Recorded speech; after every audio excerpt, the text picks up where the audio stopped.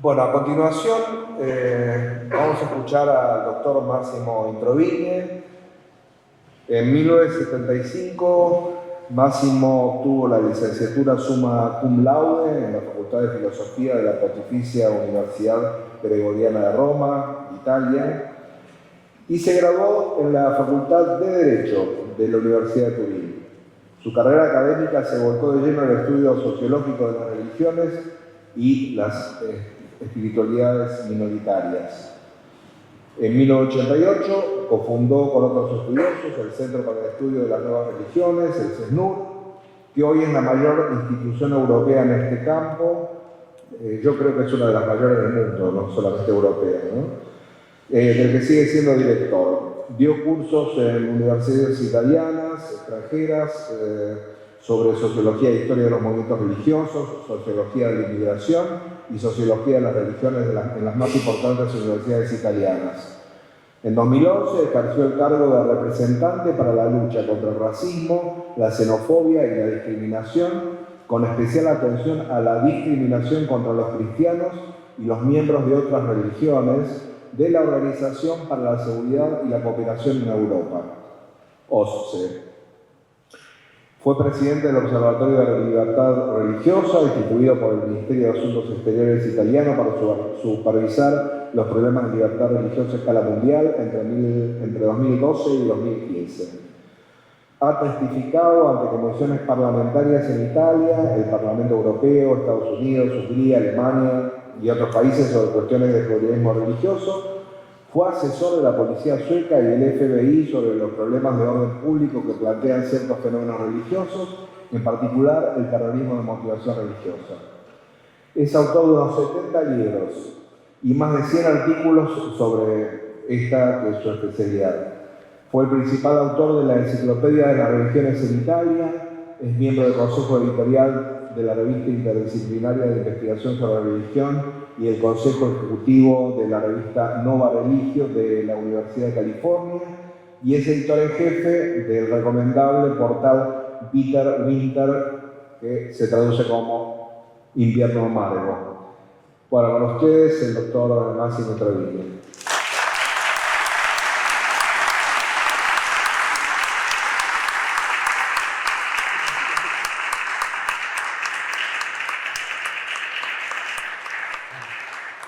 Gracias a Alejandro y a los organizadores, y quiero profundizar tres temas de que ya le han hablado: el pánico moral sobre sectas, los apóstatos y las víctimas putativas. En la década de los 1970, los sociólogos desarrollaron el nuevo concepto de pánico moral para explicar cómo algunos problemas sociales se sobreconstruyen y generan temores exagerados, desproporcionados con respecto a la amenaza real. Según Philip Jenkins, la reacción de pánico no se produce debido a ninguna evaluación racional de la magnitud de una amenaza concreta. Más bien, el pánico es el resultado de temores mal definidos que acaban encontrando un foco dramático y sobresimplificado en un incidente o estereotipo que luego proporciona un símbolo visible para la discusión y el debate. Jenkins hace hincapié en el papel que desempeñan en la creación y gestión de los pánicos morales los empresarios morales, que tienen intereses creados en perpetuar los temores específicos. Las sectas se han estudiado a menudo como objetivo por excelencia de los pánicos morales. Según Jenkins, las sectas desempeñan una conveniente función integradora al proporcionar un enemigo común, un forastero peligroso, contra el que la corriente dominante puede unirse y reafirmar sus normas y creencias compartidas. Los pánicos morales nunca carecen de base objetiva. Nadie niega seriamente que algunos nuevos movimientos religiosos hayan sido o sean hoy culpables de actividades delictivas. Los críticos de las sectas nos dicen que los académicos son apologistas de las sectas, dispuestos a negar que los nuevos movimientos religiosos o las minorías religiosas en general perpetren alguna vez actividades delictivas u otras actividades ilegales. Estos apologistas de sectas serían personajes bastante extraños, pero si es que existen, nunca he conocido a ninguno. Sin embargo, el verdadero problema es la prevalencia, no la existencia. Aunque es obvio que los miembros de algunos nuevos movimientos religiosos cometen delitos en algunas circunstancias, no hay pruebas que los miembros de todos o la mayoría de los grupos etiquetados por sus oponentes como sectas sean culpables de actividades ilegales, ni de que los delitos sean cometidos con más frecuencia por el personal de los nuevos movimientos religiosos que por el clero o los miembros de las religiones tradicionales. Es en la escalada, no en la creación del problema, donde entran en escena los empresarios morales. En el caso de las llamadas sectas, se incluye toda una gama de diferentes movimientos que difunden lo que la Comisión de Estados Unidos para la Libertad Religiosa Internacional ha denominado en un documento de 2020 la ideología antisecta, identificándola como una de las principales amenazas a la libertad religiosa. La ideología antisecta procede a través de un modelo en 4 etapas. Primero, el modelo afirma que algunas minorías no son realmente religiones, sino otras cosas, sectas, supuestamente diferentes de las religiones genuinas o organizaciones coercitivas. No se trata de un argumento especialmente nuevo. En julio de 1877, el autor antimormón J.H. Biddle escribió en la revista Scribner's Monthly que, cito, los estadounidenses solo tienen una religión nativa, el mormonismo, y esa es la única excepción aparente a la regla estadounidense de tolerancia universal. De esta anomalía se ofrecen 2 explicaciones. Una, que los americanos no son realmente un pueblo tolerante y que lo que se llama tolerancia es solo tal hacia nuestro protestantismo común o cristianismo más común. Y la otra, que algo peculiar del mormonismo lo saca de la esfera de la religión. La astuta observación de Biddle chantajeó eficazmente a sus lectores estadounidenses para que concluyeran que el mormonismo no era una religión. De hecho, los lectores estaban presumiblemente comprometidos tanto con la tolerancia religiosa como con la idea que los Estados Unidos era por definición el país de la libertad religiosa. En las civilizaciones en las que la libertad religiosa está reconocida como un valor y protegida constitucionalmente, la única forma de discriminar a una minoría religiosa es argumentar que no es una religión. Segundo, el modelo postula que los que distinguen a las religiones genuinas de los grupos que reclaman falsamente su derecho a la etiqueta religiosa es algo llamado lavado de cerebro, manipulación mental u persuasión coercitiva. Esto de nuevo no es nuevo. Ya se acusaba a los mormones de convertir a sus miembros a una religión tan extraña mediante la hipnosis. Este paradigma hipnótico utilizado contra el mormonismo resurgió en las guerras de las sectas de los años 70 en Estados Unidos y otros países, después de que la Guerra Fría suministrara convenientemente la metáfora del lavado de cerebro, una noción creada por la CIA para acusar a los comunistas rusos y chinos de privar de su libre albedrío a los disidentes y prisioneros de guerra. A finales de la década de 80, sin embargo, las teorías del lavado de cerebro habían sido ampliamente desacreditadas por los estudiosos del debate anglosajón.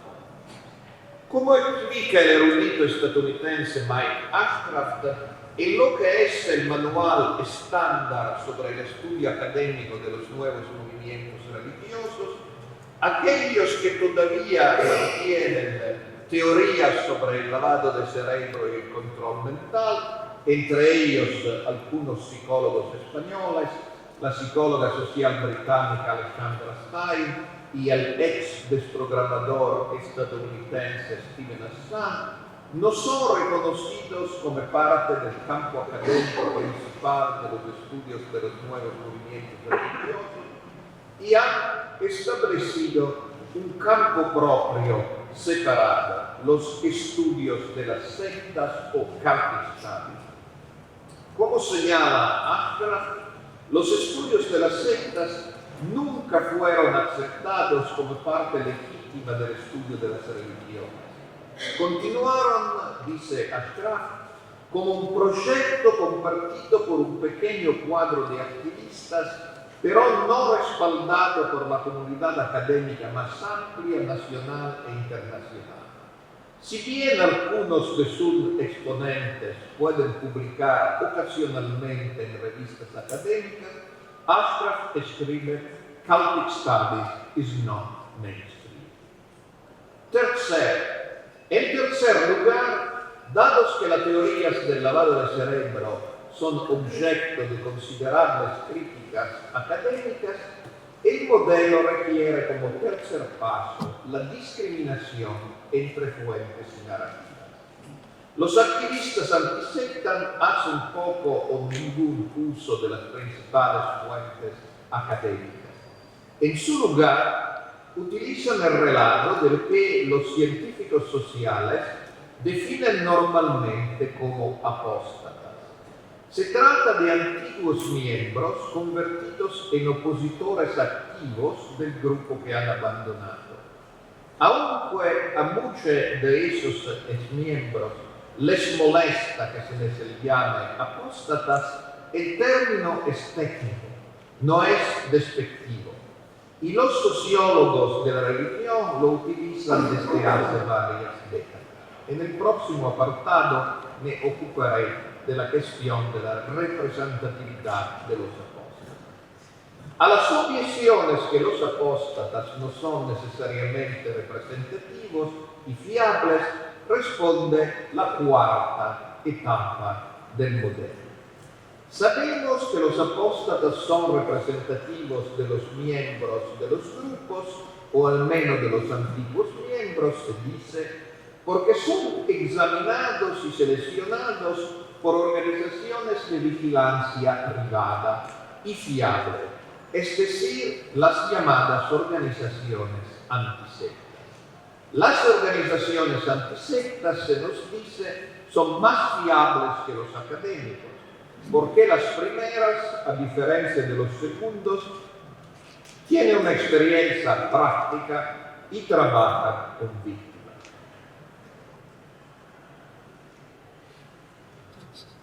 Pero de hecho a las organizaciones antisectas no les interesa la objetividad. Su trabajo es aplicar la ideología antisectas a todos los grupos que han designado como sectas. Este modelo de 4 etapas desempeña un papel importante en la perpetuación del pánico moral.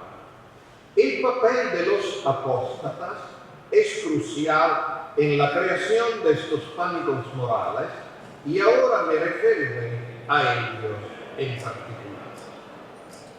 Partiendo de una metodología anterior desarrollada por el destacado sociólogo estadounidense David Bromley, con quien he colaborado a menudo, los estudiosos han distinguido entre tres tipos diferentes de exmiembros de los nuevos movimientos religiosos: dimitentes, exmiembros ordinarios y apóstatas. Según Bromley, la narrativa del dimitente asigna al miembro saliente la responsabilidad moral primaria de abandonar la organización. Este acepta que sencillamente no era capaz de ajustarse a las normas exigidas por la organización. El caso típico es el del sacerdote católico que se casa, pero que no discute en absoluto la voluntad de la regla del celibato. Sigue afirmando que esta regla es buena y válida y se disculpa porque debido a una debilidad personal no la ha cumplido. Los relatos de segundo tipo, de los exmiembros ordinarios, son a la vez los más frecuentes y los menos comentados. La sociedad contemporánea ofrece una narrativa fácilmente disponible de cómo una persona, en lo que es el proceso normal de pasar de un jugar social a otro en diferentes ámbitos, simplemente pierde el interés, la lealtad y el compromiso con una experiencia antigua y pasa a una nueva. La narrativa habitual implica que la persona que se marcha no tiene sentimientos fuertes respecto a la experiencia pasada. Dado que la lealtad hacia la organización ha disminuido y que en última instancia se ha salido de ella, la narrativa incluirá normalmente algunos comentarios sobre las características o deficiencias más negativas de la organización. Sin embargo, la persona que abandona la organización también puede reconocer que hubo algo positivo en la experiencia. De hecho, normalmente no se considera que ese segundo tipo, la salida ordinaria, requiera una justificación particular y no se indagará en profundidad en las causas y responsabilidades que subyacen al proceso de salida. Las narrativas del tercer tipo definen el papel del apóstol. En este caso, el exmiembro invierte radicalmente sus lealtades y se convierte en un enemigo profesional de la organización que ha abandonado.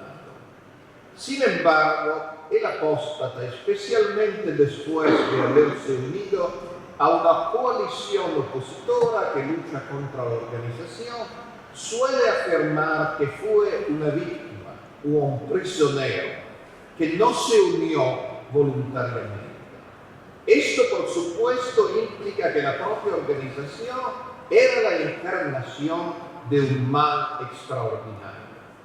Habiendo sido socializado en una coalición opositora por los movimientos antisectas, el apóstata se encuentra con una serie de herramientas teóricas, incluyendo poderosas metáforas de lavado de cerebro, listas para usar, que le ayudan a explicar precisamente por qué la organización es malvada y capaz de primar a sus miembros de su libre albedrío.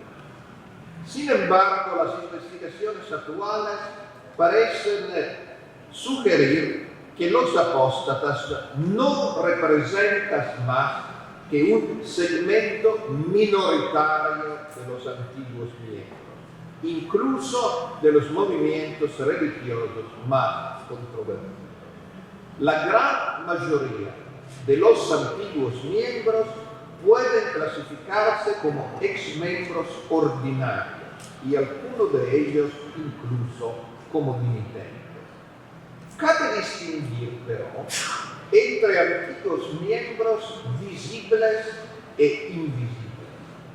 La mayoría de los antiguos miembros son invisibles en la medida en que no les importa hablar de su antigua afiliación.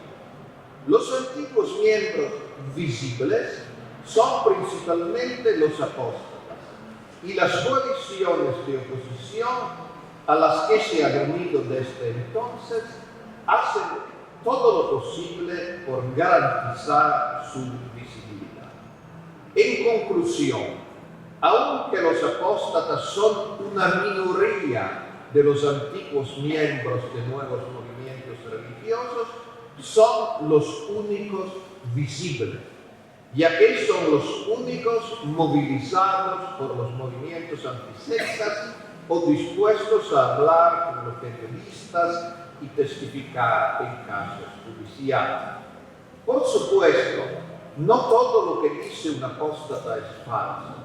Sin embargo, los apóstatas no son representativos del universo más amplio de exmiembros de los nuevos movimientos religiosos, donde los apóstatas son una minoría, ni son testigos especialmente fiables sobre la vida de los nuevos movimientos religiosos.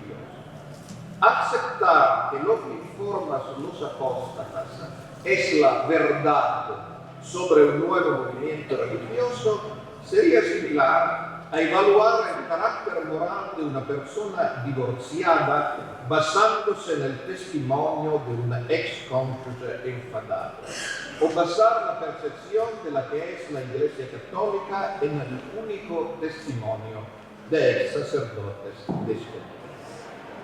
Para concluir, en las causas judiciales contra movimientos estigmatizados como sectas, además de algunos apóstatas, los fiscales intentan movilizar a las víctimas, que la policía supuestamente ha liberado con sus allanamientos en las sedes de los movimientos.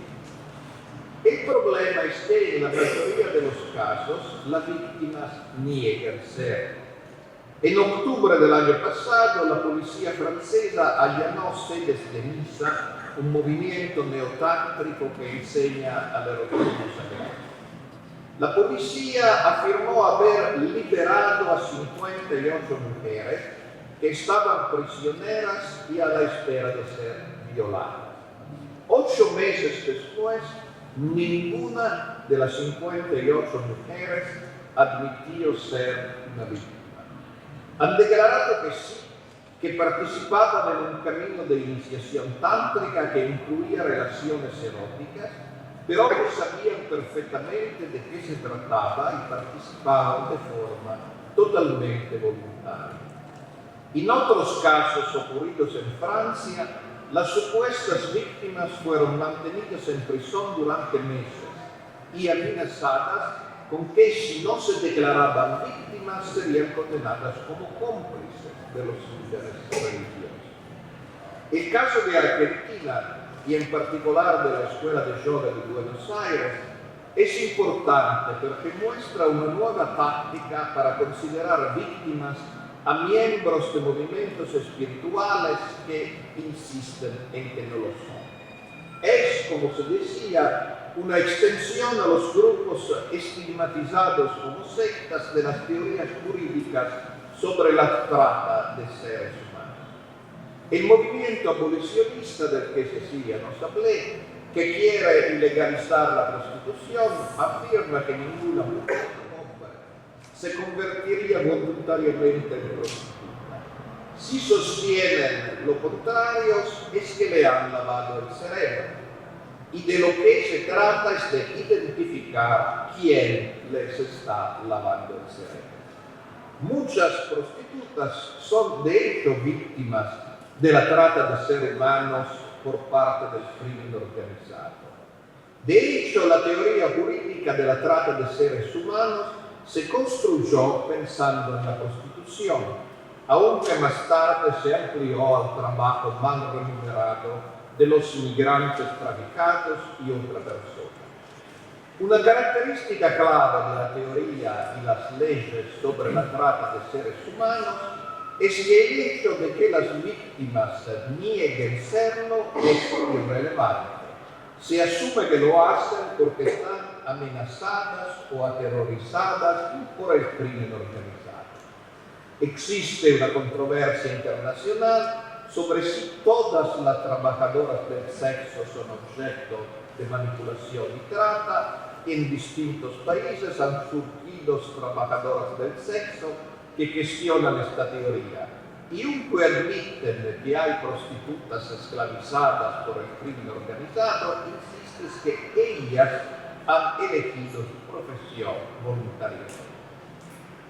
En varios países el argumento de que las prostitutas víctimas de trata no se dan cuenta de que lo son debido al lavado de cerebro se ha extendido a los voluntarios que trabajan sin salario para organizaciones religiosas, generando una plétora de casos judiciales. Se argumenta que hasta que no abandonan el movimiento no se dan cuenta que son víctimas de trata porque están sometidas al lavado de cerebro. Aquí, sin embargo, los tribunales de justicia son más reacios a seguir a los fiscales. En Argentina, como escuchemos en el caso de Como Mujer por Fe, los fiscales antitrata han perdido casos contra grupos evangélicos a los que habían acusado de trata por emplear a sus miembros como voluntarios no asalariados. Evidentemente, la situación de las personas que deciden trabajar voluntariamente para una organización religiosa o incluso participar, como en el caso de Misa, en prácticas basadas en teoría y prácticas religiosas que incluyen una exploración de formas alternativas de erotismo y sexualidad, no puede compararse con la de las prostitutas callejeras aterrorizadas por el crimen organizado. A fin de cuentas, las teorías utilizadas en Argentina para argumentar que la persona que afirman categóricamente no ser víctimas de una secta son en realidad víctimas sin saberlo, utilizan el lenguaje y la teoría jurídica de la trata de personas de manera abusiva e instrumental. Lo que en realidad están haciendo es, como decimos en Italia, volver a meter por la ventana algo que se tiró por la puerta, a saber, las viejas y desacreditadas teorías del lavado de cerebro. Demostrar que esas teorías son falsas, no más respetables que otras teorías pseudocientíficas como las de la Tierra plana, contribuirá de forma decisiva a la batalla por la libertad religiosa, a la que también tienen derecho quienes viven de forma diferente a la mayoría y proponen ideas y valores alternativos, pero no cometen ningún delito.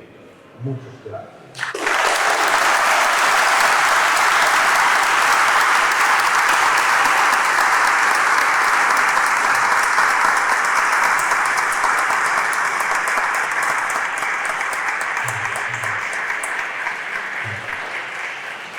Muchas gracias, Máximo. Un honor haberte podido escuchar esta noche.